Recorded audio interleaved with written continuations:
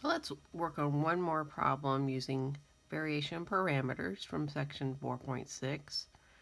And this is similar to the last problem we did. This is the same left-hand side of the previous example. On the right-hand side, our f of t function is minus secant t tangent t, which again would not be a problem we could do with undetermined coefficients. So just quickly, we're solving the corresponding homogeneous equation, just like the last problem. So we end up with, after we factor the characteristic equation, we end up with the roots of 0.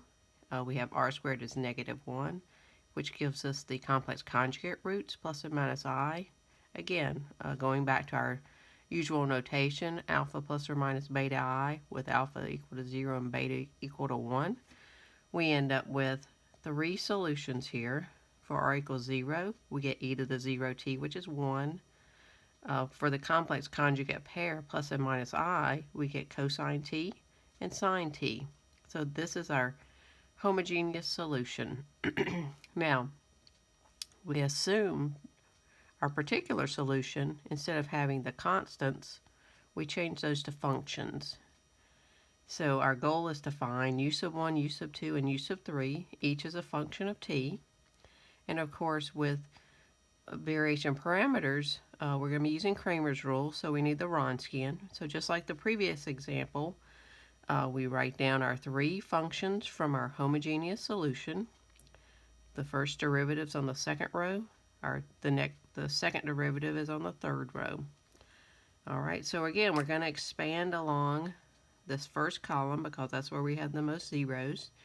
We select the number 1 here, place it here, then multiply by the determinant of the matrix we get when we cancel out the row and the column that 1 is on.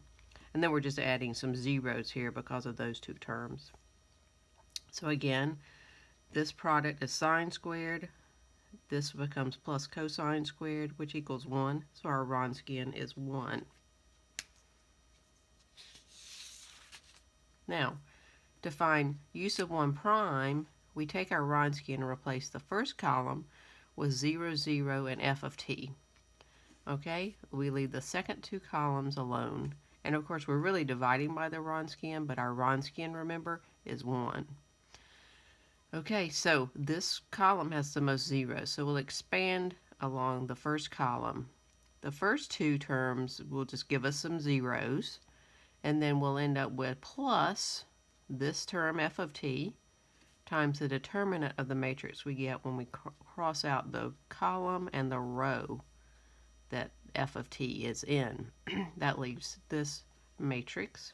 And again, when we take the determinant, we end up with the same identity, cosine squared t plus sine squared t, which is 1. So we end up with just minus secant t tangent t for u sub 1 prime. Now, how do we integrate this? Well, you may remember, and if we were all together, some of you would probably remember that the derivative of secant t is secant t tangent t. So the antiderivative of this expression is really just the negative of secant t. But let's say you forgot that. If you did, you can replace secant t with 1 over cosine, tangent with sine over cosine, multiply the 2 terms, get sine t over cosine squared t, and make a u substitution of u equal to cosine t. Because du is minus sine t dt, and that's what you already have in here.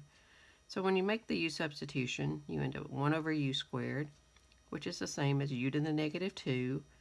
Add 1 to the power, divide by the same number. You get u to the minus 1 over minus 1, which is just the same thing as minus 1 over u.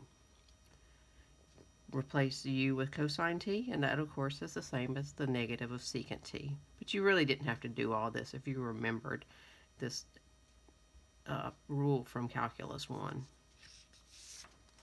All right, so what is u sub 2 prime? Well, in this case, we leave the first column alone, replace the second column with 0, 0, f of t, and leave the third column alone. Again, our first column has a lot of zeros. There are other columns we could expand along, but let's just stick with the way we've been doing it. So select the 1, put it here, then we multiply by the determinant of the matrix we get when we cancel the column and the row that 1 is on, and that leaves this matrix. So when we take this product, we get 0 minus this product. Now let's simplify it. So rewrite secant as 1 over cosine, and these negative times a negative gives you a positive. The cosines cancel. You've replaced tangent with sine over cosine. So that's all that's left there. So u sub 2 is just the antiderivative of sine over cosine, which is tangent. And you may remember, you could possibly remember that antiderivative is the log of the absolute value of secant t. But if you didn't, just do the same u substitution as before. Get 1 over u multiplied by a negative because of the negative sign there.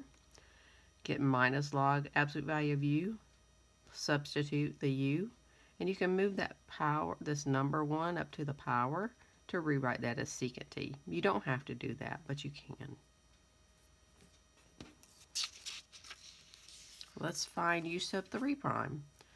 So this time we leave the first 2 columns alone, replace the third column with 0, 0, f of t. And remember, we're dividing by the Wronskian, but it's 1.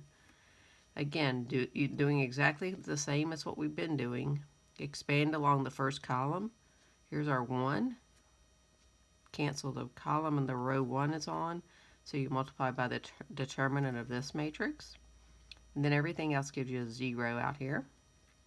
Multiply these two things together, gives us this expression, minus 0.